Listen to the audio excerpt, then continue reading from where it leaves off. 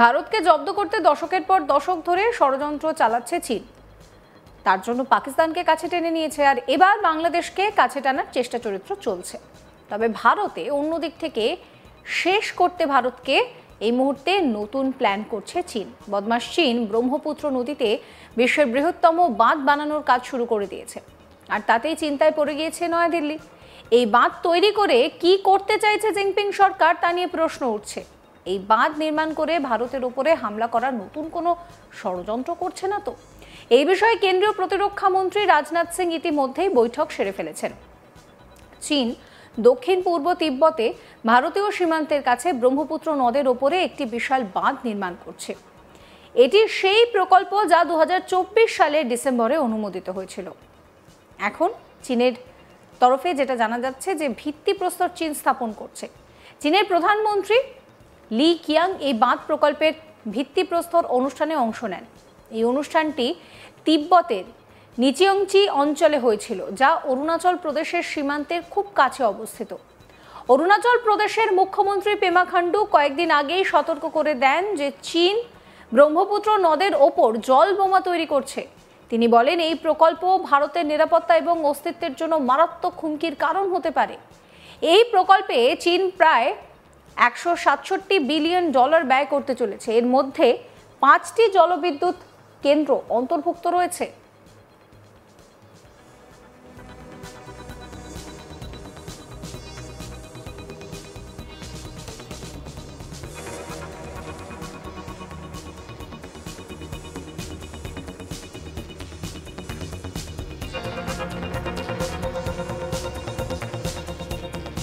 বলা হচ্ছে যে এটি ইয়াংজি নদীর ওপর নির্মিত 3 জর্জেস বাঁধের সমান বিদ্যুৎ উৎপাদন করবে। চীন এই প্রকল্পটিকে তিব্বত অঞ্চলের উন্নয়ন এবং কার্বন নিরপেক্ষ হওয়ার সেই লক্ষ্যে যুক্ত করছে। সরকারি সংবাদ মাধ্যমের মতে এটি তিব্বতের স্থানীয় বিদ্যুতের চাহিদাও অনেকটা নাকি মেটাবে। ভারত এই বছরের জানুয়ারিতে এই প্রকল্প নিয়ে উদ্বেগ প্রকাশ করেছিল। বিদেশ মন্ত্রক ব্রহ্মপুত্রের নিম্নাঞ্চলের ওপর যাতে কোনো নেতিবাচক প্রভাব না পড়ে তা নিশ্চিত করার জন্য চীনকে অনুরোধও করেছিল।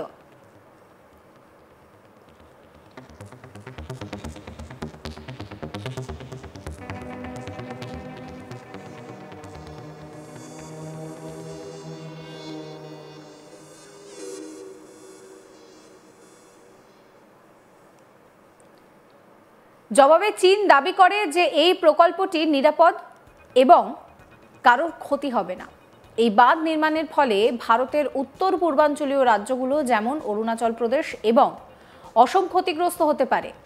চীন যদি নদের জল বন্ধ করে দেয় বা তার প্রবাহ পরিবর্তন করে, তাহলে ভারতের উত্তর পূর্বাঞ্চলীয় রাজ্যগুলোতে বন্যা বা খরার মতন সমস্যা দেখা দিতে পারে। এই নদটি তিব্বত থেকে শুরু হয়ে ভারত হয়ে তারপর বাংলাদেশ পর্যন্ত প্রবাহিত। এমন পরিস্থিতিতে এই প্রকল্পটি বাংলাদেশের উপরেও প্রভাব ফেলতে পারে। অরুণাচলের মুখ্যমন্ত্রী পেমা খান্ডু বলেন যে চীন এখনো আন্তর্জাতিক জল চুক্তি স্বাক্ষর করেনি। এমন পরিস্থিতিতে এই প্রকল্প নিয়ে বিশ্বাস করা কঠিন। তিনি সতর্ক করে দেন যে চীন কি করতে পারে তা কেউ জানে না। প্রসঙ্গত, 5 বছরের মধ্যে এই প্রথম চীন সফরে যাওয়া বিদেশমন্ত্রী এস জয়শঙ্কর মঙ্গলবার দেখা করেন সে দেশের রাষ্ট্রপতি শি জিনপিং এর সঙ্গে। 2020 সালের জুনে গালওয়ান উপত্যকায় ভয়াবহ সংঘর্ষের পর এটি ছিল দুই নেতার মধ্যে প্রথম বৈঠক। এরই মাঝে উভয় দেশই দ্বিপাক্ষিক আলোচনা প্রক্রিয়া পুনর্জীবিত করার সিদ্ধান্ত নেয়।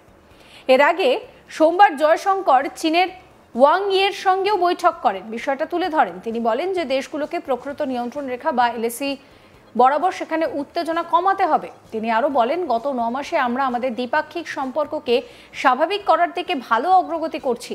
এখন আমাদের ওপর সীমান্ত সম্পর্কিত অন্যান্য দিকগুলো মোকাবিলা করার দায়িত্ব রয়েছে, যার মধ্যে রয়েছে উত্তেজনা হ্রাসও।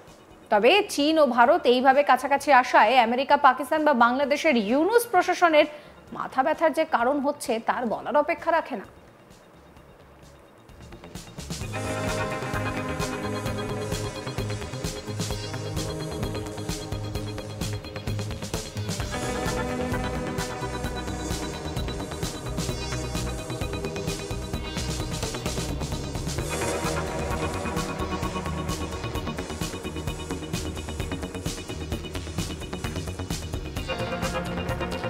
এর আগে সোমবার বেজিংয়ে উপরাষ্ট্রপতি হান ঝের সঙ্গে বৈঠক করেন জয়শঙ্কর। বৈঠকে উভয় প্রতিবেশীর মধ্যে দ্বিপাক্ষিক সম্পর্কের ক্ষেত্রে স্থিতিশীল অগ্রগতির লক্ষণ দেখা গিয়েছে বলেই খবর। 2020 সালের গালওয়ান উপত্যকা সংঘর্ষের পর বছরের পর বছর ধরে টানাপোড়েনের পরে এই বৈঠকে একটি বৃহত্তর কূটনৈতিক বরফ গলানোর অংশ বলেই অনেকে মনে করছেন। এই বিষয়ে জয়শঙ্কর এক্স হ্যান্ডেলে লেখেন, বেজিংয়ে আমার আগমনের পর ভাইস প্রেসিডেন্ট হান ঝেংয়ের সঙ্গে দেখা করতে পেরে আনন্দিত। চীনের এসিও সভাপতিত্বের প্রতি ভারতের সমর্থন জ্ঞাপন করছি। আমাদের দ্বিপাক্ষিক সম্পর্কের উন্নতি লক্ষ্য করেছি এবং আত্মবিশ্বাস প্রকাশ করছি যে আমার সফরের সময় আলোচনা সে ইতিবাচক গতিপথকে বজায় রাখবে।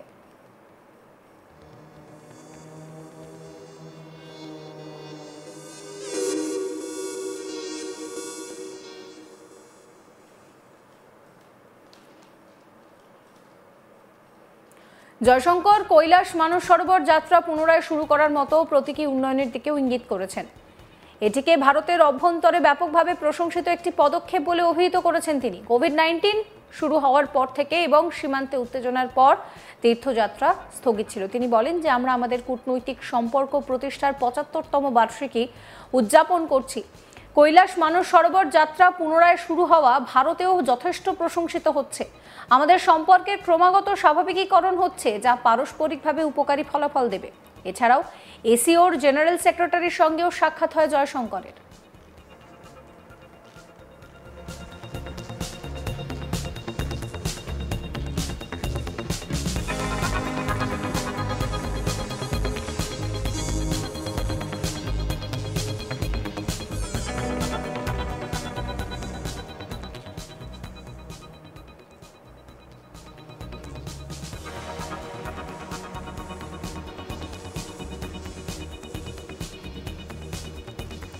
আর এরই মধ্যে ভারতকে কি নতুন করে চীন জব্দ করতে চাইছে?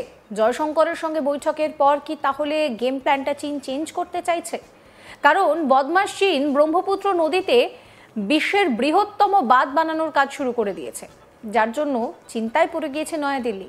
এই বাঁধ তৈরি করে চীন কি করতে চাইছে সেই নিয়ে প্রশ্ন উঠছে।